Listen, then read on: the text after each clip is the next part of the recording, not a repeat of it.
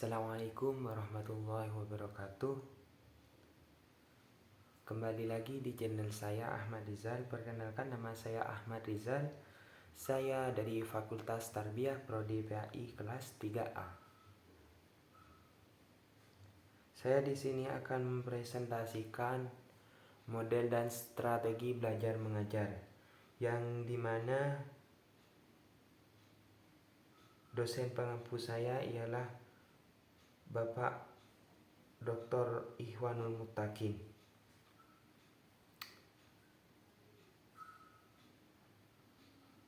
Baik, langsung ke penjelasannya, yaitu tentang teori belajar behaviorisme dan konstruktivisme. Nah, di sini saya akan mempresentasikan tentang teori belajar behaviorisme dan konstruktivisme.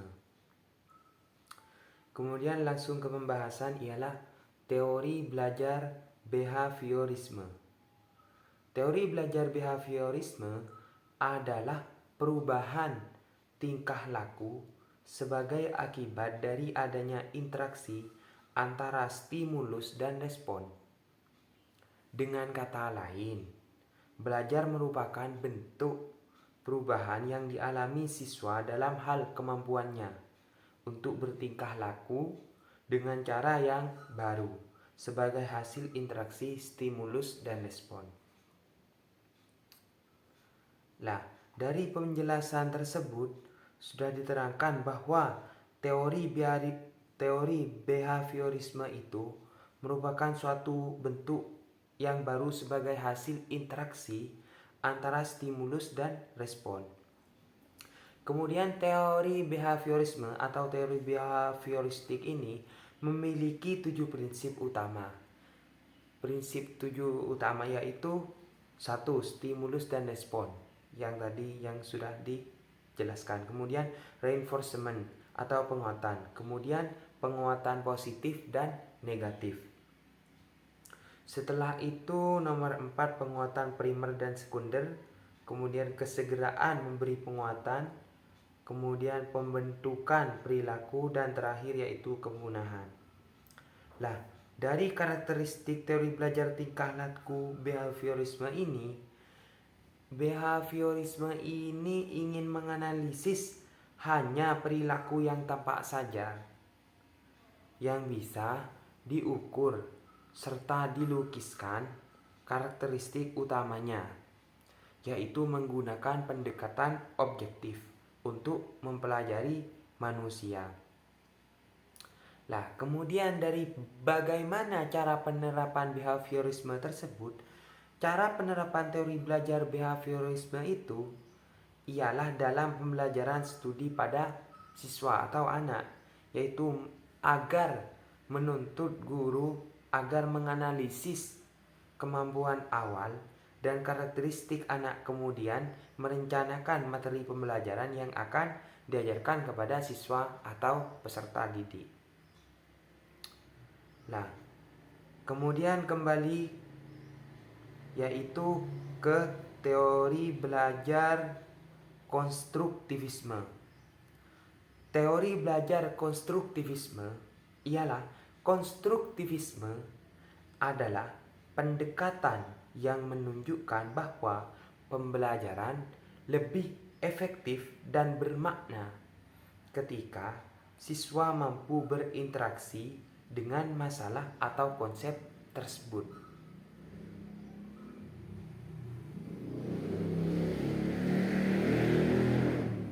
Nah, dari penjelasan tersebut, teori belajar konstruktivisme, penggunaan alat berpikir seorang yang tidak dapat dilepaskan dari pengaruh lingkungan sosial budayanya. Kemudian lingkungan sosial budaya akan menyebabkan semakin kompleksnya kemampuan yang dimiliki oleh setiap individu. Kesimpulan dari teori belajar konstruktivisme ini, berdasarkan pendapat para ahli di atas, maka dapat dibuat sebuah kesimpulan.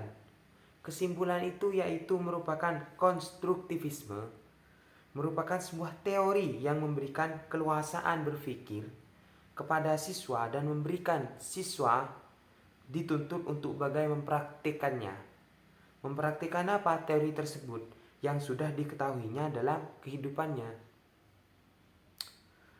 Kemudian cara penerapan teori belajar konstruktivisme, yaitu dalam pembelajaran. Pada proses pembelajaran, teori konstruktivisme, pendidik tidak memindahkan secara langsung pengetahuan atau informasi kepada peserta didik begitu saja. Lah, yang dimaksud itu ya pengetahuan atau informasi itu tidak harus begitu saja untuk diketahuinya. Akan tetapi peserta didik perlu membangun pengetahuan yang diberikan berdasarkan pengalamannya yang sudah dilakukannya. Dengan begitu pengetahuan diperoleh karena usaha peserta didik tersebut.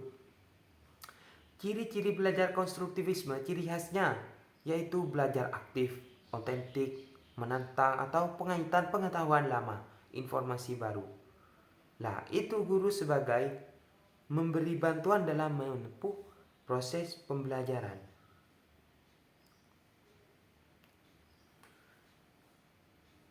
Kemudian setelah teori belajar konstruktivisme, kita langsung ke contoh-contoh teori belajar behaviorisme dan konstruktivisme. Contoh teori behaviorisme. Lah, di sini sudah terdapat contoh teori behaviorisme. Contoh teori behaviorisme, contoh penerapan teori belajar behavioristik di kelas. 1. Dimulai dari materi sederhana sampai kompleks. Kemudian 2. Guru lebih banyak memberikan contoh berupa instruksi selama mengajar dalam pembelajaran. Kemudian 3. Saat guru melihat ada kesalahan baik pada materi maupun pada siswa, maka guru akan segera memperbaiki. Kemudian setelah itu contoh teori konstruktivisme. Di sini contoh teori konstruktivisme ialah contoh pembelajaran dengan menggunakan prinsip teori belajar. Konstruktivisme adalah gagasan pembelajaran bahasa kolaboratif, pembelajaran berbasis proyek. Kemudian setelah itu kita langsung ke tokoh-tokoh yang melakukan teori belajar behaviorisme dan konstruktivisme. Di sini Thorndike mengemukakan bahwa tipe pembelajaran yang paling fundamental adalah pembentukan asosiasi-asosiasi, koneksi-koneksi antara pengalaman, indrawi, persepsi terhadap stimulus atau peristiwa, dan impuls saraf, respon-respon yang memberikan manifestasinya dalam bentuk perilaku. Lah, kemudian sebagai ini untuk konstruktivisme, sebagai suatu teori pembelajaran, konstruktivisme muncul belakangan setelah behaviorisme tersebut dan kognitivisme. Walaupun semangat konstruktivisme sendiri sudah muncul sejak awal abad 20, diantaranya melalui pemikiran John Dewey.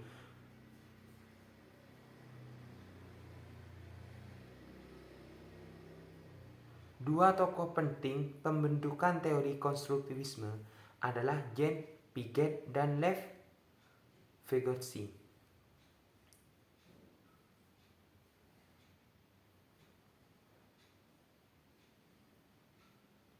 Nah, dari teori belajar behaviorisme yang tadi kan sudah dicontohkan bahwa tokoh-tokoh aliran behaviorisme diantaranya adalah Thorndike, Watson, Clark Hull, Edwin Gould, dan Skinner.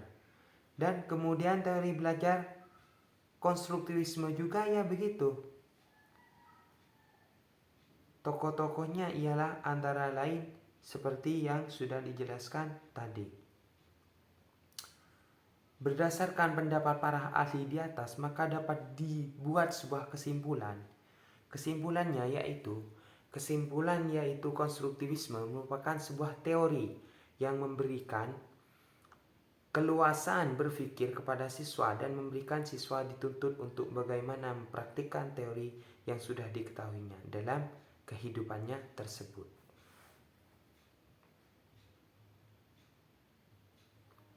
Kemudian mungkin itu dari yang saya bisa presentasikan sekarang. Mungkin sudah cukup. Thank you, semoga bermanfaat. Wassalamualaikum warahmatullahi wabarakatuh.